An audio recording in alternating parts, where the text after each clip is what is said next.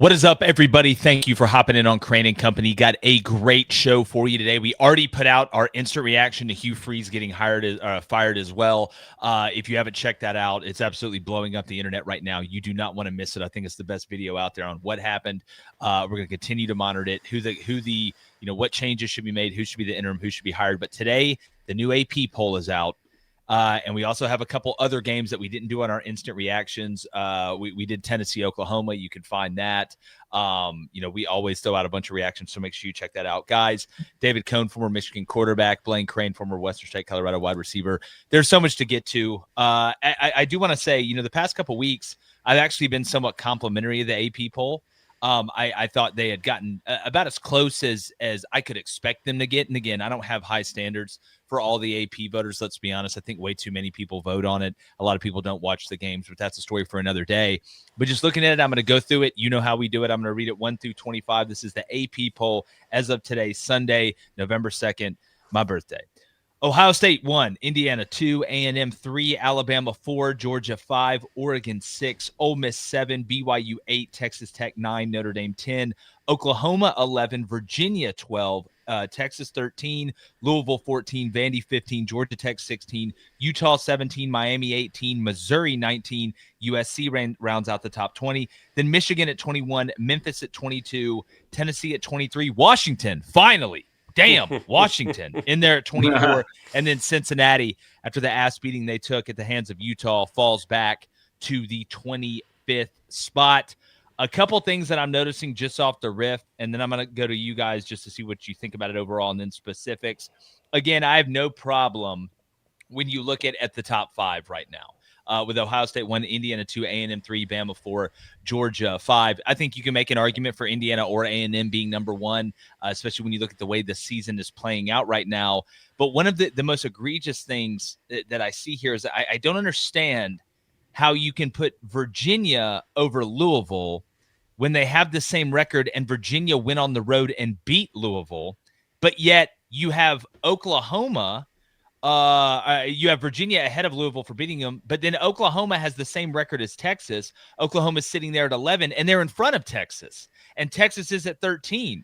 And one of Texas's losses is Ohio State. So I'm not computing the contradictory nature of. I understand I would have Virginia in front of Louisville, and because I would have Virginia in front of Louisville, I would have Texas in front of Oklahoma at least right now, where it sits. David, I'll go to you first. Just your overall thoughts. Is there something you love? Is there something you hate? Kind of where are you on it today? Well, the first thing to say is happy birthday to the kid, man. Hope you're having a great morning so far. 22, big 22. Auburn moves on from their head coach on your birthday. Wow, I mean, you don't see that every day. No. A couple things. You're getting into something very important here, which blew up on social media yesterday when I responded to your post on X, Blaine.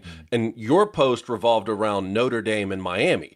And the scenario you laid out is one we've been talking about, which is what if you have a 10-2 Miami at the end of the year? Because to me, they're not getting in the ACC championship game now with 2 losses. No, they're like 6 teams ahead of you in the ACC standings. It's very realistic. You could have a 10-2 Miami team and a 10-2 Notre Dame team who wins out. And there's just a lot of Notre Dame fans who apparently came out of the woodwork referencing 1993 when they were overlooked for the national championship for Florida State, who beat them in a head-to-head.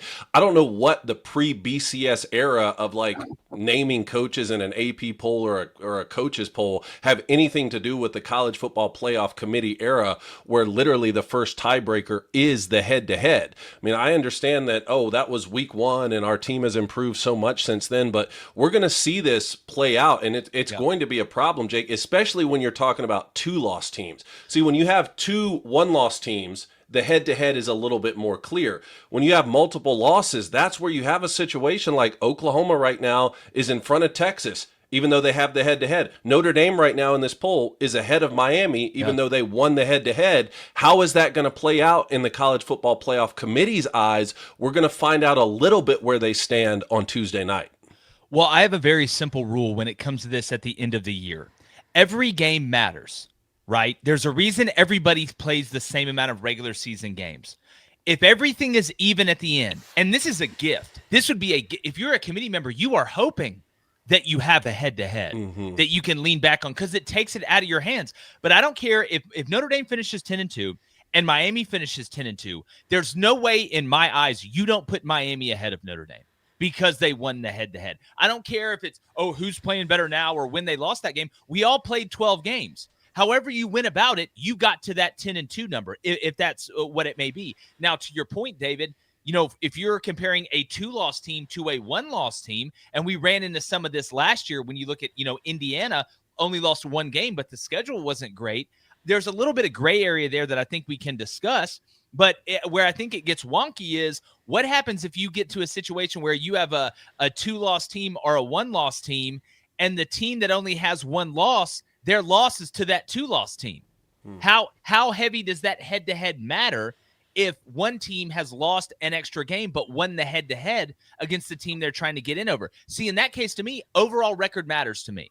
I would take the 11-1 team that's only lost was to the 10-2 team and put them in because, again, Blaine, we played 12 games, and this is how it worked out. Because if that's not the case, then we should only play 3 games and have a huge tournament and everybody gets in there. Like it totally defeats the purpose of taking the full body of work.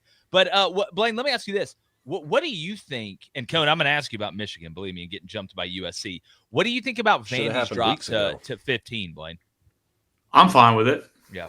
Yeah, I'm fine with it. I mean, look, I know Vandy came back and fought in that football game. So, look, I had Vandy plus 3.5. I mean, you want to talk about a backdoor cover.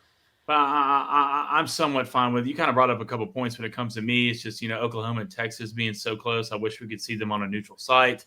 Oh, wait, we did. Texas won that football game. My second thing is, what does Iowa have to do to get ranked? I mean, I don't know. That's the thing, man. Thank you. They wave at kids at halftime. I don't know what else they have to do. They're winning football games. They lost to Indiana by, 5, I believe. And another thing, I don't know how Tennessee is still ranked in the top 12. You have 3 losses. Okay, look, I know it's really good 3 losses, but at the end of the day, you have 3 losses. Yeah. Someone else deserves a spot. What's their best win? True. What's Tennessee's best win? Schedule, but it's one of the things to me, it turns into, it doesn't matter who you lose to, it just matters when you lose. Right?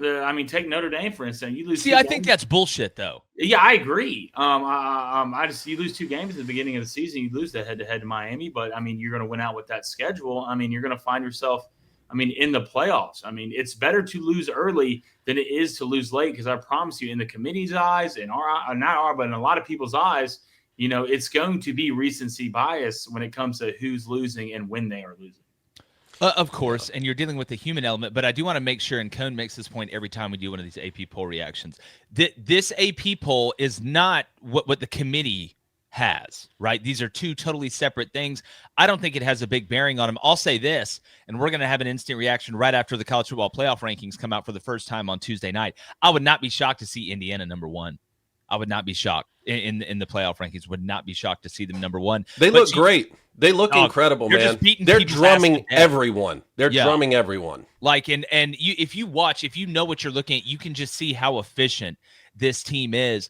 Blaine, to your point about Iowa being ranked, we were saying the same thing about Washington, and now they finally make their debut in there at 24. And, if it works out, we could be running into a situation where Washington has a chance to beat Oregon to get to 10-2 and get into the college football playoff. And they have Oregon at home the last game of the year. They got some more work to do. But I tell you, if you're Jim Phillips or you're anybody associated with the ACC, yesterday was a bad day for you. Mm-hmm. It was a bad day for you. David, we were running scenarios. We were wargaming this thing out where, hell, if it worked out a certain way, the ACC could possibly get 3 teams in. Yeah. Now I'm looking, and we got BYU's playing Texas Tech in the Big 12, I believe, this week. That's an 8-9 matchup, right? BYU's undefeated. Texas Tech has 1 loss. It's now looking like, to me, maybe the Big 12 has a better chance of getting 2 teams in than the ACC because Georgia Tech lost, right? Virginia already has that 1 loss to NC State. NC State just seems to be, snake biting everybody else around them. And then Miami gets that 2nd loss. And your point, I don't think they're going to play in the conference championship game. And I don't think a 10-2 Miami is going to get in the college football playoff. I really don't. We'll have to see the way it works out. But, God, the ACC took one on the chin yesterday. Yeah, and I kept asking you guys for the last few weeks, what happened if Georgia Tech loses an ACC game, then loses to Georgia out of conference at the end of the season, then loses the ACC championship game? Well, the first pillar of that already happened, that first domino. So I don't know. Look, we're a long way from that still playing out, and I don't think it's going to be Miami who they lose to your point that we've already made. But the most important word you brought up there was subjective, and the recency bias towards the end of the year. It's already a big enough problem. And look, teams who improve throughout the year should be rewarded to a certain extent, but not to the extent that you ignore head to head when you played a team. And just to prove that I've been consistent on this point, look at my alma mater, Michigan. I've been saying for weeks, how in the world are they ranked ahead of Southern Cal when Michigan went to Los Angeles and lost by 3 touchdowns? Now Southern Cal re-jumps them. Like, now they move to 20? Like, that should have happened. And this is what I was saying with you guys with David Pollock. Oklahoma sitting right there at 11. Nice win for them against Tennessee, 2 losses. Michigan sitting at 21. Now, Michigan still got a lot of meat left on the bone on their schedule with the Buckeyes at the end of the year. But what if you have a 10-2 situation with Michigan and Oklahoma's at 10-2? Oklahoma won that head-to-head. Like, you would have to take them in that scenario. Yeah, and obviously, there's no margin for error. That would include Oklahoma beating Alabama. Yeah, I mean, but again, who cares? Like, it wouldn't matter. Like, you wouldn't even get to the point where you'd ask, who else did you beat? Because you already have that team playing. Sure. To Jake's point, that's an out-of-conference we rarely get. Michigan and Oklahoma played. Yeah. That's like the first tie-break scenario you take into account. It's just, you want to know how awesome college football is in general. We're sitting here in week 11. Virginia is on top of the ACC world. Yeah. Nobody in their life would have guessed that. And we're coming in, and I guarantee you Indiana fans are going to be complaining about not being number 1 in the country. And I love it. I love it. This is what makes college football great. Who knows who's going to come out of the ACC? Look at Utah slowly creeping, staying in the back. How is Cincinnati still ranked at 25? Nobody knows. But at the end of the day, we said it on this show after Notre Dame beat Arkansas that they're going to make the playoffs, and they run their schedule. They're going to make the playoffs. And I think a 10-2 Miami should get in over a 10-2 Notre Dame for the head-to-head. But I don't think they will. Well, we'll see. No. So what happens in this scenario, guys? What happens in a scenario where you have a rematch in a conference championship game? I'm specifically looking at BYU and Texas Tech here because those two teams are going to play in the regular season, could possibly rematch in the Big 12 championship game. And then you have a scenario where the winner of the conference game's automatically in, but will have avenged a head-to-head loss. I mean, again, I know we're weeks away from that scenario playing out, but we could have that here in we could have it in the Big 10. Yeah. To be honest with you. Guys, there's a bunch of big games on this weekend in college football, but one I'm kind of low-key excited about, Jacksonville State is going up to Middle Tennessee. Okay. If you want to go to a game, big, medium, or small, download the Game Time app. Use code Crain, that's C-R-A-I-N. You get $20 off your first purchase. And David, you can get tickets up to the last minute. So whether it's Jacksonville State at Middle Tennessee State or it's an NFL game, it doesn't matter. You can get them up to the last minute. I live 25 minutes from Murfreesboro. Yeah. So what you're saying is I could get those tickets off the Game Time app right before the game starts, drive over there and go see Jacksonville State lose. Yeah, but you need to use code Crain. Get that $20 off. Get that $20 off. Yeah. So check it out. Download the Game Time app. Use that code. Get $20 off. See your view from before you even take a seat. It's a heck of an app. No, it's going to be awfully interesting. I mean, we could have it in the SEC too. I mean, there's multiple ways that it could happen. You're talking about specifically with a Georgia-Alabama rematch? Yeah, Georgia-Alabama. Yeah. I do want to throw this in there. I want to say this. If BYU goes on the road and beats Texas Tech, they need to be at 4. If BYU goes and beats Texas Tech on the road and is 9-0, it should be Ohio State, Indiana, A&M, BYU, and then Alabama. There's just no way you don't reward this BYU team after making it to that 9-win mark and then beating the team in the AP, which I'm talking about. BYU's at 8, Texas Tech's at 9. I think they ought to shoot way up. We have to start and this is if BYU wins. And to this point now, because we don't have a lot of them, we have got to start treating all undefeated teams the same. We've got to start treating them the same. That's my opinion. Do y'all agree with that? Do you think that BYU, if they go up to win, should be top 4 sitting there at 9-0? Because I do. Well, you're talking about specifically in the Power 4 conferences? Yeah, I'm just talking about I'm Yeah. not talking about an undefeated group of 5, which I don't. Now that, by the way, Blaine had the funniest line. Cone. Navy's down, but we're watching Navy. Blaine has the over in that game, and Navy's playing so bad on offense. Blaine said Navy's playing so bad, I almost want to root for China. Please don't do that. I was like, no. I was like, look, bro. Listen. I don't need them to be good at scoring touchdowns. I need y'all to be good at like playing Battleship and doing all that stuff. But so, like, Jake, you make an important point where like and I know not every schedule is the same. Not every conference is the same. Not every team's schedule within each conference is the same. But at some point, either there's a nation of college football teams, or there's only one conference of college football teams, or two conferences, at which point you just need to split off and create a super league. Until you do that, we have a nation here of college football teams who are all trying to vie for 12 spots to win the national championship. And yeah, I mean, look, if BYU continues an undefeated streak, then yes, they should jump some of these one-loss teams, which matters because you would get a bye then in that scenario. Blaine, what do you think? No, I'm fine with it. I mean, especially the way Georgia looked against Florida. I mean, the thing about it is, like, if you haven't watched BYU play or Texas Tech play, they're in the Big 12. They're legitimate football teams. Like, I think Texas Tech, Texas Tech, after what I saw on Saturday, I wouldn't be surprised to watch them beat by BYU and go win the Big 12 championship. The same thing with BYU. So I'm fine with putting BYU at 4. I mean, Georgia, I know your only loss is to Alabama, but go look at that schedule, what BYU is doing and the level of talent from your eyes, and I think you should be okay with it. Well, again, I want to throw both these schedules at you, and we're going under the assumption that BYU, and I'm not saying that we're not making picks. I'm just saying if they beat Texas Tech on the road, tell me if one of these schedules is just way harder than the other. All right. So the first schedule, I won't tell you the team.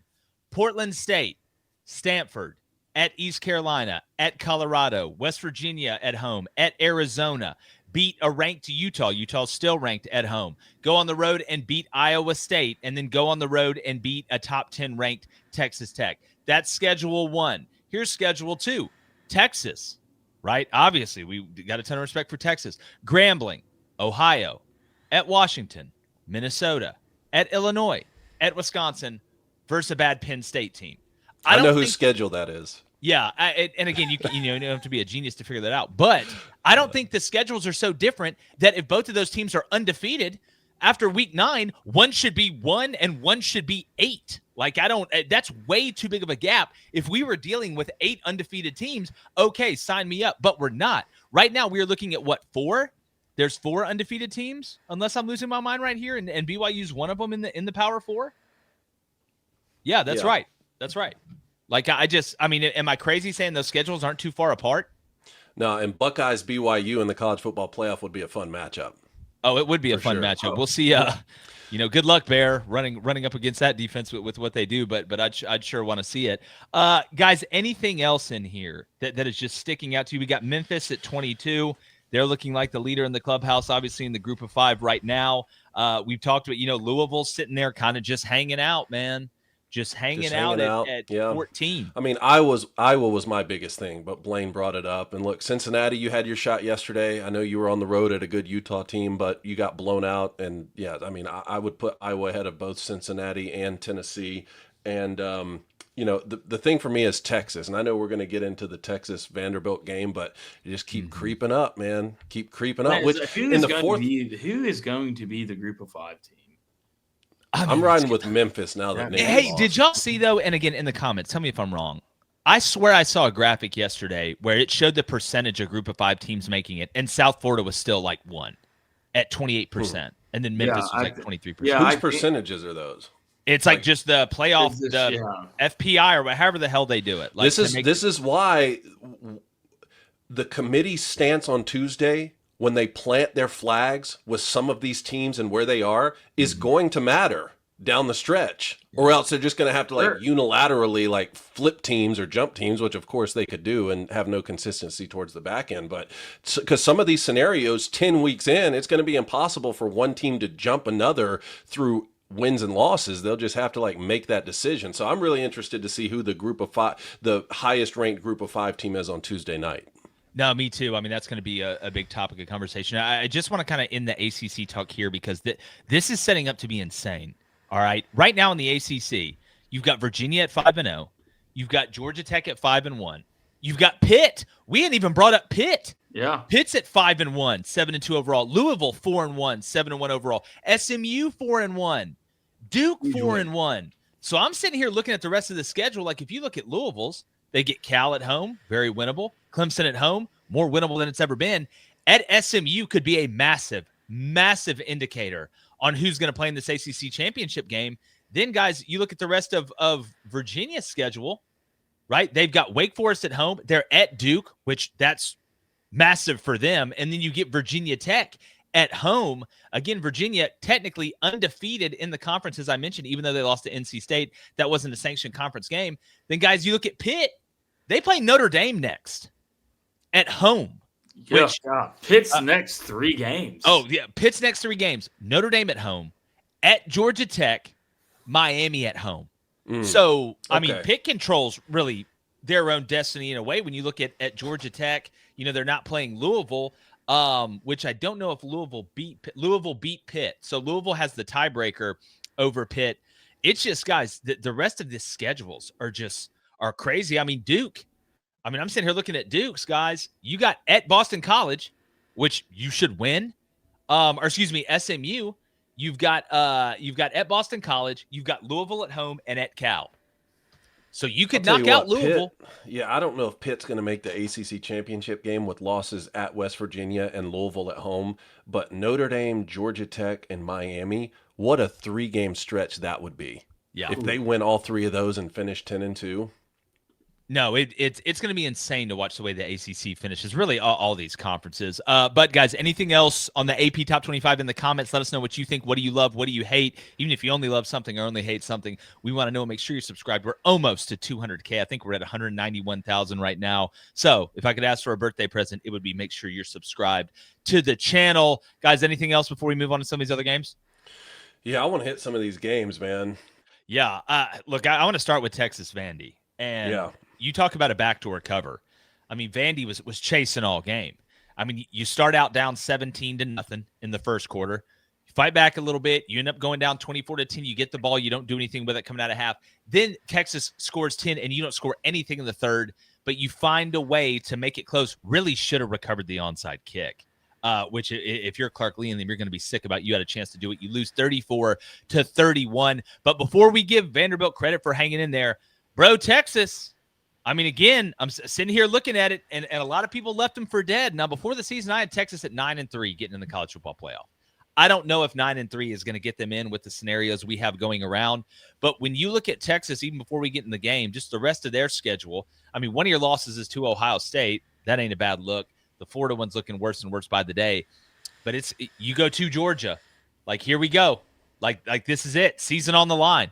You go to Georgia, you get Arkansas at home, then you get A&M at home. Can you imagine if Texas finds a way to win the next 2, how huge that game against Texas A&M will be? Because don't forget, the most important thing about one of those losses for Texas is it was non-conference. Out of conference. And so who put they would A&M out of the playoffs last year? It was Texas. Well, they put them out of the SEC championship game to have a chance to make the playoff. Yeah, but just I just wanted to throw that out there. I mean, Coney, this game ended up being a lot better than the way it looked at the beginning. I think the biggest thing, and Pavia ended up throwing for 365 and had 3 touchdowns, but I think the thing that frustrated him for 3.5 quarters is Texas was not letting him escape up through the pocket or outside. You really saw the team speed of Texas, how they were retracing, how they were pass rushing, staying in their lanes, not going past them, and they would spy him most of the time. I thought Texas just did a really good job of not letting him beat them with improv, and that's what Pavia is able to do if their timing stuff is thrown off or they're not able to line up and run the ball, which they weren't yesterday. Well, look, man, I turned this one off at 34-10 entering the fourth because there were just too many other games to watch and to take notes on. So I really didn't even see how Vanderbilt stormed back with 3 touchdowns in the fourth. But, I mean, another victory for Texas. Arch Manning's best performance. I mean, that's what we really need to talk about. And like you said, you're going to go on the road and play Georgia in between the hedges, a Georgia team that has trailed in every SEC game they've played other than Kentucky. I mean, but Texas, on the other hand, just resiliency, finds a way to beat Kentucky in overtime, finds a way to beat Mississippi State in overtime. Now you beat a ranked Vanderbilt team. I mean, something's going to have to give.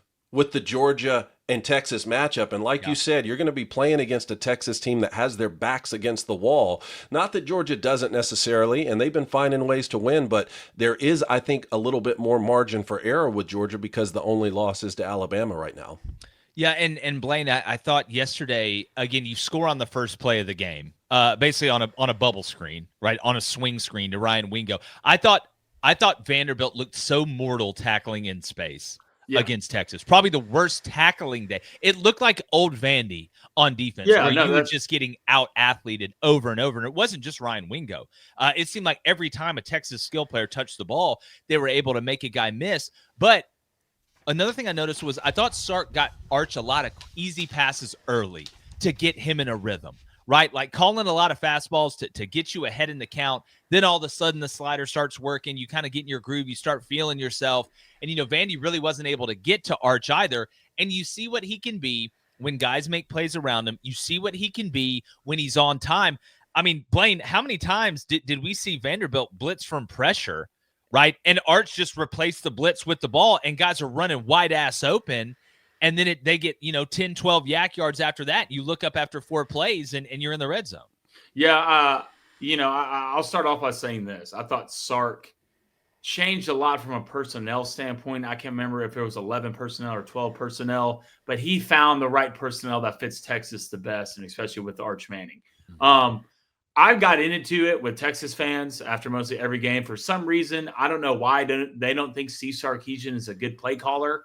I don't know when this has started. I don't think that's but I promise you, okay, if there's anything I don't know how Sark's ever won a game then.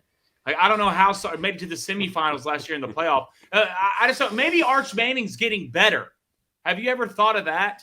I don't think it's Steve Sarkisian's play calling that's the problem. I think personnel I think they're better in 12, right? I do. I think Steve did a great job of getting his guys in space. Ryan Wingo, quick, getting Arch on time, something easy, right? I understand that, but I promise you, it's not the play calling. All right. Arch is slowly coming along, which is expected from a guy who this is his first year to go get it, right? He's getting better and better week in, week out. And Texas has the personnel, as a guy who picked him to win the national championship, to play with every single team on Saturday. They still have to put it together. And I don't think they fully put it together against Vanderbilt, right? But Texas is going to be fine as long as Steve Sarkisian keeps laying the table pretty well for Arch Manning. You saw that against Vanderbilt. I will say this. I do think Texas somewhat started playing it safe in the second half, just trying to end the game. When you play against teams like Vanderbilt, I promise you, they're not dead until you see 4 zeros on that clock.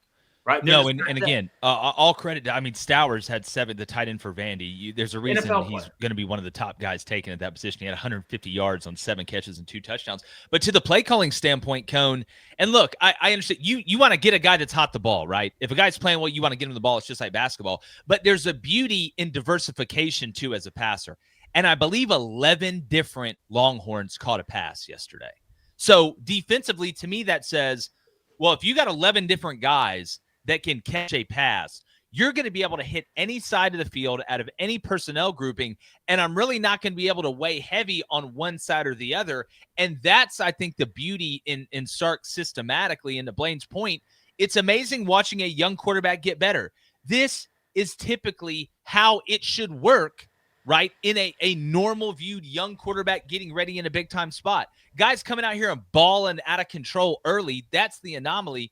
You're watching Arch make mistakes, learn from them, not make them again, and that's how it typically is supposed to go, right? I mean, hell, you played it at the highest level. Yeah, well, if Texas goes on the road and beats Georgia, they'll chisel a sign that says Steve Sarkisian is the greatest play caller ever, right? I mean, now, if you're just someone who conceptually doesn't think that a head coach should ever actually call plays on either side of the ball because there's too many other things to focus on, and that's why you have coordinators, then that's fine. That's an argument that I can get behind. But Steve Sarkisian is the only coach in the country that's been to the college football playoff the last 2 years, so don't tell me he's a great play caller when he does that. But then all of a sudden, when you get a new quarterback in who hasn't been a starter before and he struggles early on, but somehow they're still, 7-2, that, now he's not a good play caller. So anyway, that's a little bit ridiculous. Yeah, you can't be a prisoner of the moment at the end of the day. And I think, again, look, fan short for fanatical. We get it. We talk about it all the time.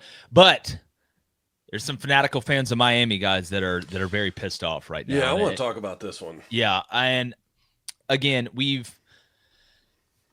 Miami, there has been some flashing lights and some concern. Even in the Stanford game, I know they blew them out in the second half, but Miami just hadn't looked as dominant up front. They haven't looked as crisp. And you brought up the point, Cone, that I don't think a lot of people realize because we're so far in the season. This is the first time Miami was leaving the state of Florida to play a game. So you go to SMU, who's still in the hunt for the ACC championship game, and you were better than they are. I still feel fine in saying I think Miami overall has a better football team than SMU. But when you shoot yourself in the foot, and I want to give credit, Kevin Jennings threw for 365. Thought SMU, I thought Rhett had a really good game plan. You know, he gets the extension. What a day for him. But the self-inflicted wounds for Miami. And, guys, it's not like SMU didn't turn the ball over either. Yeah. I mean, you had a 4th and 1 on a speed sweep that you fumbled. So it wasn't, just Miami – having problems, the interceptions. We saw 2 more from Carson Beck. 1 wasn't his fault, in my opinion. But the penalties, and it's not just getting penalties. It's when you get them, right? It's where you get them. That's the most important thing. And it seemed like every time Miami would get some momentum, you'd look up, and it'd be 3rd and 20. I just think there is some sort of lack of consistency from Mario Cristobal with his teams. I mean, we've seen this now. It happened a little bit earlier this year, David, than it did last year, where it kind of fell off the cliff. But again, now you're looking up, you're Miami. I don't think you're in. I don't think you're playing in the ACC championship game. And it looks like your team is getting worse. This episode is brought to you by our friends over at Prize Picks. Now, you and I make decisions every day, but at Prize Picks, being right, well, it can get you paid. And don't miss any of the excitement this sports season, because on Prize Picks, whether you're a football fan, a basketball fan, or a fan of both like me, it always feels good to be right. I've been playing Prize Picks, and we have since even before they sponsored the show. It's a lot of fun. You make your lineups, and they have so many new kind of perks that they've thrown in. They make daily fantasy simple. Like, you pick more or less on at least 2 player projections. When you get your picks right, you can cash in. And here's what's new: Prize Picks is now offering stacks. And guys, this is a really, really cool thing. You're able to follow. You're able to stack players like you run, passing touchdowns, things like that. You don't just have to pick one anymore. They let you stack them. They let you follow some of your favorite people to be able to copy their lineups. And you can create one of the new feed tab. Plus, if one of your players gets injured in the first half and doesn't return, Prize Picks, it won't count it as a loss with their injury reboots, which is huge. Withdrawals are fast and secure with options like Venmo, Apple Pay, MasterCard, and more for quick and easy deposits. So join millions of users on America's #1 fantasy sports app. Download Prize Picks today. Put your skills to the test this season. And when you download the app, use our code BOOSTER. You get $50 in lineups after you play your first $5. Use that code BOOSTER. Get you some free money to play after you play your first $5 lineup. Prize Picks, where it's good to be right. Yeah, a couple things here. Miami was great on 3rd down. They won total yards. They dominated time of possession. They dominated rushing yards. They rushed for 159, held SMU to 23 rushing yards. You lost to a team that ran the football for 23 yards on you. But to your point, 3 times the amount of penalties, and this is really where I want to go, which is the 4th quarter, 4th and long for SMU. No timeouts. So they have to go now. They have to figure this out here. They were in plus territory, but 4th and long. And not only does Miami call a timeout for them, right, which, okay, like maybe you want to get your defense right, but I would let the offense rush and panic and try and figure out how to convert 4th and long with no timeouts. But Miami calls timeout for them and does so at the last possible second, where your defensive end doesn't hear the whistle. Well, Ruben Bain did. The other DN doesn't hear the whistle, hits the quarterback, gets the unsportsmanlike conduct penalty, which is an automatic first down. SMU scores to force overtime, and then you have the interception from Carson Beck. It's just another 4th quarter clock management time situation that I just disagree with what Mario Cristobal did there. And like you said, now you're 6-2, and I just don't think you can fight your way into the ACC championship game the way that the standings are looking now. And Blaine, I'll say this on the Miami part and Shannon Dawson, and they kept talking about, if you're a Miami fan, are you worried about Shannon Dawson getting bored from a play calling standpoint? Because the run game was working. How Mark Fletcher doesn't end up with damn near 30 carries in that game yesterday. And I get there was some 3rd and longs. I brought up the penalties, this, that, and the other. He had 84 yards on 16 carries. And if you watch that game, it was taking 3 SMU guys. There was a couple short yardage plays where they slanted right into it. They got him before he got going. But it was taking multiple guys from SMU, whether that's him running the ball out of the backfield or catching the ball on the check down, on the swing, things like that. I was shocked. There was moments in the game where he wasn't in there where he should have been, and they ran the ball. You got to feed the beast when it's working, and I think they tried to do a little too much at times. Well, I mean, you ran it 40 times. So – again, Mark Fletcher Jr. got 16 be like, damn, of those they should have carries. ran it more when you run it 40 times in a football game, whether that's saying Mark Fletcher, and those aren't Mark Fletcher's carries. I agree with that. He should have got the ball more, but you ran it 40 times. It's just, to me, it's just like I always thought Carson Beck was going to be the difference for Miami throughout the year. And in my opinion, he's regressed. He's gone back to the same Carson Beck at Georgia, who just sits back there. He'll show some good things, but then, he'll throw a bad interception. And it seems there is a disconnect between Carson Beck and the coordinator, because the amount of times that I saw Carson Beck get upset with a couple seconds left on the clock to get the snap off and Miami call timeout, there seems to be somewhat of a trust factor. I don't know. Obviously I'm not in the rooms in the meetings what they go over, but it's just, Carson Beck was supposed to – you only gave up 26 points to SMU. There's no reason why Miami shouldn't have at least scored 30 points against SMU with the talent that you have. But it's just, to me, like, the run game's still working. Your defense is playing well. Obviously, Mario Cristobal is one of those guys who finds a way to blow it up, to ruin it, right, with teams. You go back to last year, you saw the same thing. But I didn't think Carson Beck played that good this game. No, he didn't. And again, my argument isn't the amount of times you ran it. It's who ran it. Sure. Right? Like that's a big Mark Fletcher should at least get 50% of the carries in every game, in my opinion. He's just a workhorse. And I think that's a big advantage that Miami has with that offensive line and that big running back. And I know they got multiple guys that can run it. But Cone, I mean, is this SMU team? I mean, we just talked about the, moving forward in the schedule. They're going to have to win the ACC to get in, right? Mm-hmm. They're a 3-loss team when you look at it right now. They're sitting at 6-3, 4-1 in the ACC. If Jordan Hudson's going to go out there and give you a $140 on 11 catches, I mean, him and Kevin Jennings were mouthing yesterday. Brinson, the former Miami player who transferred to SMU, had a good night too, 67 yards and only 3 catches. But what's the ceiling for this SMU team? Like, when you look at it compared to last year, are they better and the record's just not as good, or where do you kind of stand? To me, they're a bubble team that's on the outside looking in, and that's their ceiling. Now, if they move forward and can somehow figure out a way to win the ACC, that obviously changes the dynamic. They'd flip spots with Clemson from a year ago, where 9-3 Clemson won the ACC, and they get into the college football playoff. I don't see that happening this year to SMU. Back to our point about where the standings are right now for the ACC. I mean, the top of that thing is going to be very interesting to see if it comes down to one of these tiebreakers, right? Mm-hmm. The more these conferences expand, the more you're going to have to rely on some tiebreakers down the stretch to even see who plays in the conference championship game. Yeah, it's trying to figure out. It's going to be like literally, oh boy, Always Sunny in Philadelphia with the strings and the pictures, trying to figure out how this thing's, Charlie, how it's going to work out. But Blaine, anything else on the SMU Miami game? If you're a Miami fan, I mean, here we go again, right? Yeah. It's the Grand Theft Auto video game saying, I know they came out with like 7 different Harry Potter books, but like sooner or later you get far enough in them and they're just wizards doing spells. Yeah. And it feels like it's the same thing with Mario Cristobal this year, just in another way, slowly turning into Brian Kelly. Yeah. And again, if you're a Miami fan, I mean, it's just tough because, you go to the portal, you get Carson Beck, you start off the way you started off. It's just, you feel like you kind of get the rug pulled out from under you, and we'll see. We'll see if they're able to bounce back and if could maybe find their way into the college football playoff, even though I feel like it seems unlikely.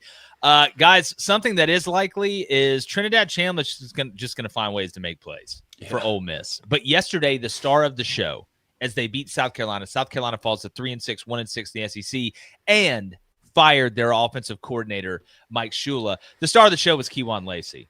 A $170 on 24 carries, and he was strutting with it. You want to talk about a guy that's confident with the ball. I know South Carolina is beat up with injuries, but Blaine, Ole Miss, 8-1, 5-1 in the SEC. Great win. You look at just a ho-hum, Lane Kiffin taking care of business, doing what he hasn't been able to do in the past, and win games you're supposed to win and make it look like how it's supposed to look like. Now you're going to beat Citadel to death when you play them on the 8th. Then you get Florida at home. If you win your next 2 games, in my opinion, and you guys tell me if you think I'm wrong or not, but I don't think I am. If you're Ole Miss, You just got to finish 2 out of 3, which really means 1-1 because you're going to beat the Citadel. I think you could go out and play bad and beat the Citadel. But if you beat the Citadel and Florida, I think you punch your ticket right into the college football playoff, regardless of what happens at Mississippi State. But what gets really interesting is what happens if you win out. And you look at the standings right now, it's A&M undefeated in the conference at 5-0. Bama's undefeated in the conference at 5-0. And Georgia and Ole Miss are both 5-1. Texas is 4-1, and Georgia plays Texas. So that will eliminate one of them in the one-loss teams. Again, and Texas and Texas A&M play. Texas and Texas A&M play, right? So, again, at the end of the day, if you're Ole Miss, this is a realistic-ass thing. That you could not only get into the college football playoff at 10-2, not playing the SEC championship game, not get a bye, obviously. We'll see if you'd host. But if you go 11-1, and I wonder if you ask Ole Miss fans this, David, and I want to know in the comments from you guys. If I were to tell Ole Miss fans that you went 11-1, but didn't play in the SEC championship game, which means at worst – you're hosting a first-round playoff game if you don't find a way to get a bye if it works out a certain way in the top 4. Would you rather not play in that game? Ole Miss has never won the SEC championship, so I would assume most of them would want to play in it, especially if obviously you're 11-1 and knew you were in regardless. But what an amazing opportunity for Lane Kiffin. We asked a bunch of fan bases this exact question a year ago, and the answer was pretty much unanimous. No, I'd rather not play in my conference championship game as long as I was guaranteed a spot in the college football playoff. I mean, that's just not me. I want to go play in the conference championship game and have a chance to win the conference, particularly when it's something that my team has never done before. And I have a coach that's getting courted by every single team across the country. Yeah, go give me my shot.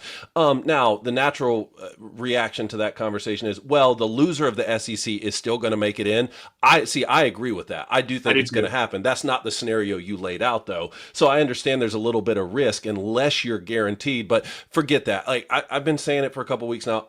Ole Miss is going to make the college football playoff. Now, I don't know about the SEC championship game. Let's see. We got some critical games. They're going to make the college football playoff. And Blaine used the phrase, that was a great win yesterday. I'll tell you why I agree. You're not going to get any credit for beating South Carolina. You were better than them. You were favored. South Carolina's firing their OC. You're not going to get any credit. But you know what? In a league where you can lose every single week, and Lane Kiffin's kryptonite has been these games where you can't get your team up to play and you slip down the stretch last year losing to Kentucky at home. Yes, that is a great win. To get a performance like that and to finish this season strong, I think Ole Miss going to make the college football playoff, boys. Yeah, again, I don't know what the odds were before the season. I just find it unbelievably ironic that this is going to be the team that makes the college football playoff when they had what they had last year. That's why I think it's Lane Kiffin's best coaching job that I can remember. At the end of the day, obviously getting Trinidad Chambliss is huge. Blaine, on the South Carolina front, though, if you're a South Carolina fan, you know, you look now that Auburn's open, you've got Florida open, LSU open, Penn State open, Auburn open, Arkansas open, UCLA open, and we know some others are probably going to open. You fire your offensive coordinator. I don't think Shane Beamer is getting fired this year. No, I don't think so. I don't. But if I'm a South Carolina fan, I am really, really worried about losing Lenoris Sellers and Nicholas Harbor. I'm very, very worried about that if I'm a South Carolina fan. Because, again, Lenoris is a true sophomore, I believe. So he can't go into the draft. You look at Nick Harbor, he's a junior. He can go. We'll see him at 235. When he runs out at the combine, he's probably going to go. But I would, if you lose Lenoris Sellers, the heat was already going to be on Shane next year. And again, they might not. I'm not saying I have any information that they will, but people are going to come calling. Yeah. People are going to come calling for Lenoris Sellers to try and put him in. It says he played in 2023. Say that again. Oh, is he not a true? I thought he was a true sophomore. This is what his stats say here. But again, I mean, at this point, the way it's gone this season, he would have to get drafted off just potential. I mean, he hasn't been like a first-round pick like we thought he would before the season started. So, yeah, right now I'm seeing he is a true sophomore. Okay. Okay. Again, you look, and I could be wrong. I mean. Well, I'm looking. He does have stats in 2023. It looks like he redshirted, so he only played in 3 games, which would make him draft eligible. So he could go to the draft. But to your point, Cone, I don't think he's really blown anybody away this Well, year. that brings back to that kind of goes back to what you're saying, which I don't think LaNorris wants to leave South Carolina. I hope he doesn't leave South Carolina. I mean, I'm a huge fan of Shane Beamer and what he's doing down there. I know it sucks right now, and you haven't really seen the positive this year, but I feel like he's a good fit at South Carolina. But in the back of LaNorris's head, right, does staying at South Carolina hurt his draft stock? Mm-hmm. Right, because the offensive lines has just been so bad since he's been there. So I can see LaNorris leave. I hope he doesn't, but I can see that happening. But I do think Shane Beamer is going to find a way to get this turned around. They just have to figure it out up front, and it sucks because you have so much talent on this team this year. I'm not really worried about Harbor that much. I still think he has a long way to go. I really do. I know he was He's still a track guy right now. Yeah, it's just he's from just a receiver fundamental standpoint. If you really break down his tape, there's a lot of inconsistencies in a lot of different places that you look at, but there is potential there. So I think South Carolina is going to be fine. But on the other side, I didn't really get to talk about what Ole Miss is doing. It just feels like the air is a little bit different in Oxford right now. It really does. And I still think one of the scariest things in college football is a Lane Kiffin coach team that has a good defense. Well, and the thing is that's why I think the key is Pete Golding for Ole Miss. Sure, like I'm not worried about Ole Miss scoring points. And the defense doesn't have to be elite. They just have to not blow it. Sure. Like, to be honest, we just play good. She-Wolf, a nice strawberry beer, and let Lane go do his thing and let them put up the points. Because this Ole Miss team can be scary as hell in the playoffs now. No, 1,000%. 1,000%. I will say this, like with Lane Kiffin, with all the smoke that's going around about his name, just keeping his head down on this Ole Miss team, going to find another win, which we're used to Lane Kiffin losing games like this. It is just somewhat strange to me, right? You're seeing all these coaches sign extensions, but we still haven't seen that one coach sign an extension. Maybe he's waiting, but I'm just saying, it's kind of, it smells a little funny to me. Now, if Lane was serious about staying in Ole Miss, I don't know if there's a better time right now, if you're Lane Kiffin, to sign an extension because of the amount of money you're going. Those extensions are how these programs get in trouble. Like, is it every single time that you win a football game or that another school wants you have to sign an extension? Because didn't he do that recently? The last time that he was courted? I believe so. Yeah, sure. I believe so. It's going to be interesting to follow, though. But if you're Lane, you cannot be sitting in a better spot. No, you cannot be. I saw a comment under the Hugh Freeze one that said, "I can't wait to watch the 8 SEC teams that Lane Kiffin's coaching next season." Yeah, it's amazing. They're gonna have to cut him in like 9 different pieces. He's gonna have to start getting put into Horcruxes, which is a phenomenal turn of events for a guy who just took the Tennessee job at a young age, Raiders job, USC job. Just getting fired from all these different places or leaving all these places. Immature Lane now to figure it out and to be coaching really well. Like, I'm proud of the guy. Yeah, no, it is good to see. I'm gonna tell you what, guys. One of the sneakiest games of the weekend, and we kind of hinted at it, ended up being a pretty big upset. I mean, it was a 4.5-point spread at kickoff, so it wasn't like it was as crazy as some of these other spreads, is NC State dropping a 48-piece with honey biscuits and Cajun fries on Georgia Tech. But if you're Haynes King, dog, what else can I do? 25 of 35 for 408 yards through the air, 2 touchdowns, had the 1 interception. And then, as if that wasn't enough, he rushes for 103 yards and 2 more touchdowns on 20 carries. So this man by himself, all right, and I know he throws the ball to the receivers, all right, he accounted for 511 yards and 4 touchdowns. So 511 yards and 28 points.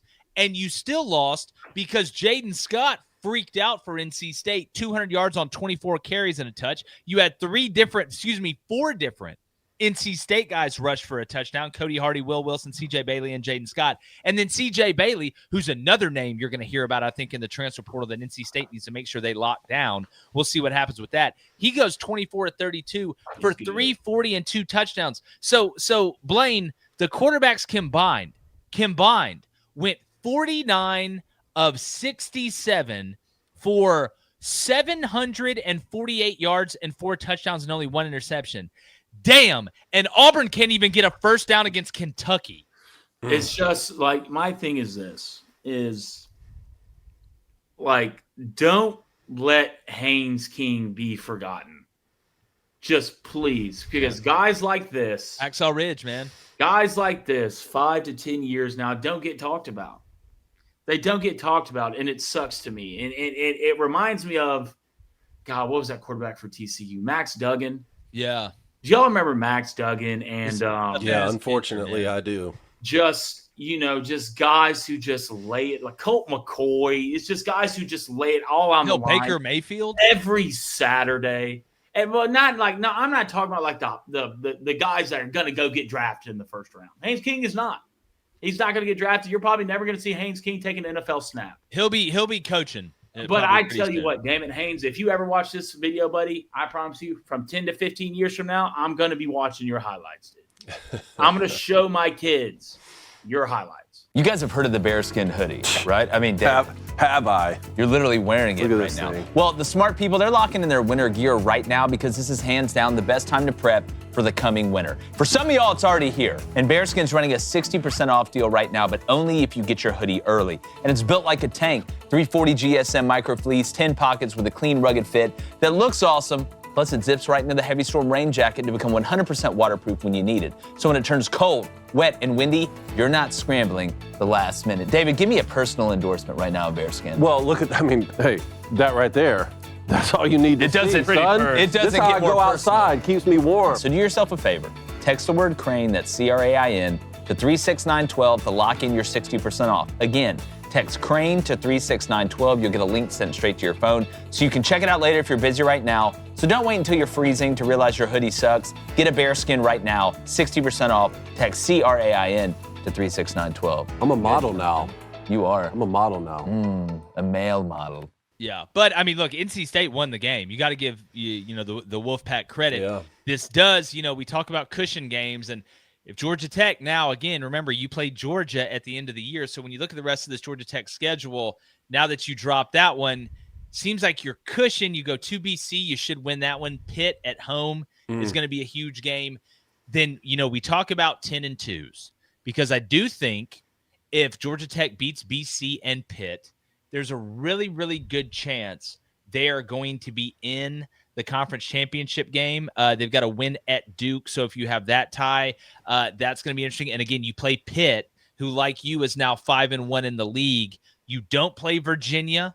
You don't play Louisville. You didn't play them at all during the season, so there's no head-to-head there. But you do get Duke. But you still feel like Georgia Tech, you control your own destiny. But now, and we'll see what happens against Georgia, but if you go 10-2, I think you got to win the ACC championship game. Yeah, I think they got to win these next two ACC games. You got to beat Boston College and Pitt, which I think is going to put you in the ACC championship game. Fight as hard as you can against Georgia. You did it a year ago. 8 overtimes, came up on the short end of the stick. Go fight as hard as you can, see what happens there. But a one loss to NC State, I think Georgia Tech would still get into the conference championship game. And then in my opinion, you got to win it. You got to win it if you lose to Georgia. Yeah. Look, yeah, no. I think that's the way it's going to go. There's some other ones out here. Indiana obviously beat Maryland to death, 55-10. I mean, we can sit here and talk about the schedule. You go and you beat Oregon, and then you're just hammering everybody. I mean, listen to this rundown of scores. All right, and it's crazy. You look at the Old Dominion game, you're like, what the hell happened? They beat Old Dominion 27-14, Kennesaw State 56-9. Indiana State 73-0. Illinois 63-10. Iowa, closest game you've played in. You beat them 20-15. You beat Oregon 30-20. Michigan State 38-13. UCLA 56-6. Maryland 55-10. You go play a Penn State team. We know what's happening there. We don't have to spend any time on guys, but I mean Fernando Mendoza, and they're padding his stats. Like they're leaving him in. Yeah, I love it, Kurt. I do too. I love it. You better not get hurt. Better not get hurt. Like, don't get hurt. Again, not trying to jinx anybody, but hey, again, I do want. Hey, I want to bring up one team because God, I'm still out here making my own waffles. Still out here making my own waffles in this shitty hotel. Nebraska. When is it going to happen, man? Like seriously, when is it going to happen? Penn State can't fire a guy who can't beat top 10 teams to hire a guy who can't beat top 25 teams. That's not going to happen to me. Like Matt Rule already signed the extension. Like, it's done. There's no way. Dylan Riley threw for 98 yards. I get it. He ran for a buck. I mean, he got hurt. He got hurt. If that game, it was kind of crazy. You look at the second half. I mean, Latif had to come in. That's right. He ends up going 5 of 7. for 7 yards. It wasn't like Raiola was balling anyway, but him going out pretty much cooked him. Emmett Johnson, maybe the most underrated running back in the country. That doesn't get talked about enough. He goes for $170 on 30 carries. But USC, man, and again, in a day, how much – this was so unlike Lincoln Riley to win this type of game. That's what I thought. I mean, I picked USC to win this game on the road, even though they played terrible on the road. They didn't win like I thought they would. Jaden Maiava was not good. Inaccurate as he could be. I was like, man, this is the most schizophrenic team in the country. They cannot win on the road. Then Raiola gets hurt. And talking about backs we don't talk about enough, how about King Miller? King Miller went for 129 on 18 carries, 7.2 average and a touchdown. That kid, I'm still having nightmares for what he did against Michigan. USC, great road win. That's why they were propelled and they're 20 in the AP right now. Yeah, and again, you look at USC, they're at 6-2. All right, we can go through the rest of the schedule, but I do want to make this point about Maiava. It wasn't working through the air, but I thought he was really mature running the ball. He gave you 62 yards on 11 carries, right, which is a pretty good per carry average, and a touchdown. So you were getting a little bit of that element, but it was really King Miller, and obviously King Miller having success on the zone read and things like that opened it up for Maiava to be able to keep the ball. But Nebraska's obviously out of it. They're 6-3, 3-3 in Big Ten play. But if you look at the rest of USC's schedule, remember they have a loss at Illinois. Illinois has 3 losses. They have a loss at Notre Dame, which that one doesn't look bad. You get Northwestern at home. Yeah. You get Iowa at home, right? Then you're at Oregon, and you get UCLA. You control your own destiny. Sure. If USC wins out, they're going to make the college football playoff. But that Iowa game is going to be a walk in the park. You really want Iowa to be ranked in that one. It just feels like it's going to come down to at Oregon for USC, which, look, I think this USC team, if they play well, could beat Oregon. I'm not saying they will, but I think they have the capability. Winning a game like this, I think, gives you more of an opportunity to win in different ways. 1,000%. It's just interesting to see this USC team adapt like this. We're not used to seeing it. It's just a weird year. We're seeing Lincoln Riley with the defense, Lane Kiffin with the defense. It's just – it's probably been the most different college football year I've seen in a long time. Hell, and it might end up with Ohio State winning again. It's been bass backwards. But speaking of Ohio State, I was about to make a point on them. Yeah, Cone, go ahead. Well, I was just going to say Julian Sayin had more touchdown passes than incompletions. Was all I wanted to say. He had more touchdown passes than incompletions. Did you see what Saban said on game day about Julian Sayin? Yeah, and I didn't really understand it. So what he said was, the head coach at Alabama redshirted him and had him on the scout team for an entire year. What an idiot he is. Is that the comment you're talking about? Yeah. But I didn't understand that because, and I went and looked it up. I thought Julian Sayin was committed to Alabama, but then flipped his commitment as soon as Nick Saban retired. I went and looked it up. It said he practiced with the team to get ready for the Rose Bowl appearance, and he enrolled early. That to me is not the same as him going through the whole 2023 season, though. Yeah, and look, I obviously Nick Saban was playing the soundbite there. I thought it was hilarious, but we're talking about Mendoza, we're talking about Ty Simpson. I mean, is Julian Sayin the leader in the clubhouse right now for the Heisman? Has he been tackled this year? That's what I want. I don't. Again, we always say, "What a great life." I don't know if he's been tackled. I mean, you're probably dating the hottest chick on campus. You've got those freaks running around you, not talking about the girls, actual players that you're playing with. You never get touched. You got a great running game. You got a guy named Bo Jackson running the ball for over 100 yards. Yeah. And really, I think when you look at Penn State, obviously, they still got Allen, they still got Singleton, but with Grunkenmeyer, who was 19-28, didn't throw for a touchdown, 145 yards, they're really one-dimensional. They hung in there, and that turnover, C.J. Donaldson fumbling that ball, kept them in the game. But then in the second half, what do great teams do? They cut the water off, and they ran away from you and hid. Is Ohio State looking as dominant as Indiana's? Which, by the way, guys, Indiana goes to Penn State next, right? So we get a little bit of a case study back-to-back. But it's hard for me to sit here and talk trash about you when you're 8-0, 5-0 in the Big Ten, and I'm watching Julian Sayin just throw it to those monsters they got running around. Yeah, Tate's your second best receiver. I don't know what else we got to say. Yeah, I don't know what else there is. Sneaky one versus Purdue next week. Dude, which Purdue, like I don't. It's been done before. Man, like y'all aren't good enough to like look past opponents.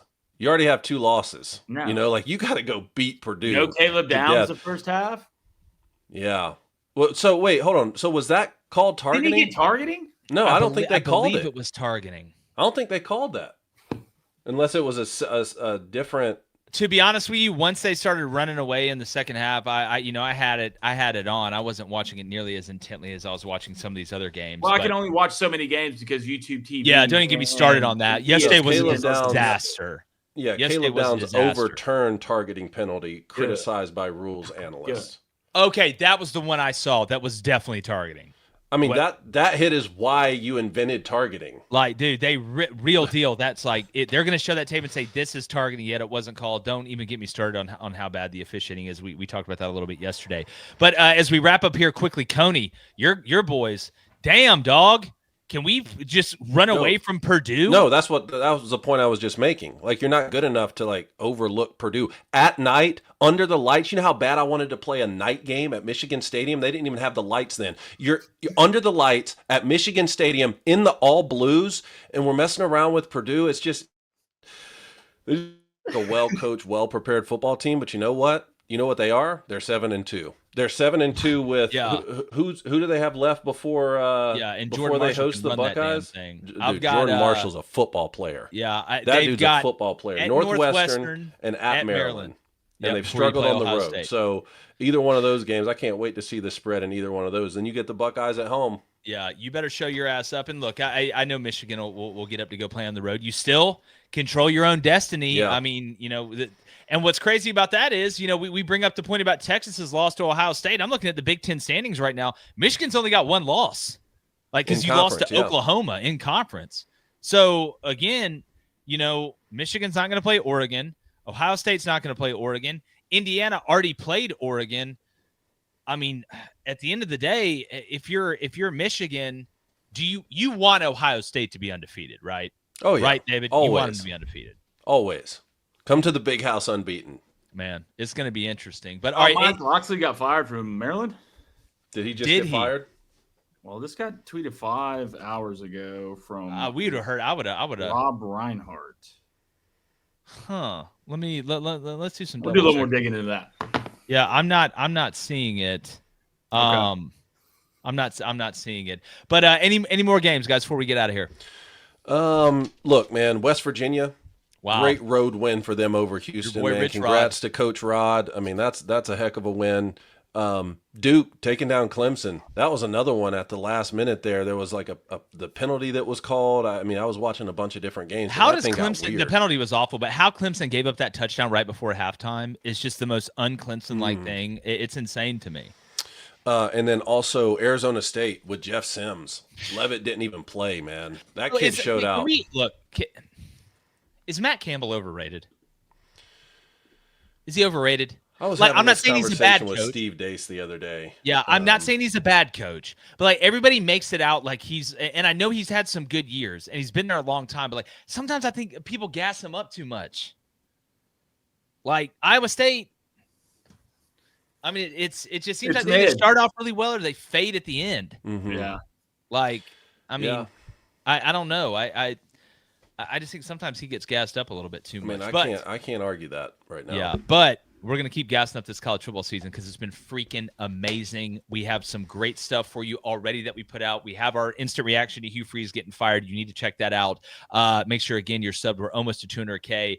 Got some great stuff for you coming up this week as well. And Tuesday night, the first college football playoff rankings will debut.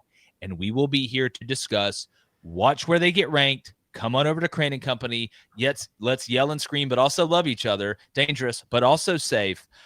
We appreciate you guys. Remember, without you, there is no us. Any parting shots, boys? Happy birthday again, man. Happy birthday, kid. Yeah, 22. It's amazing. We love it. But no, appreciate you guys. Make sure you stay locked into Crain and Company.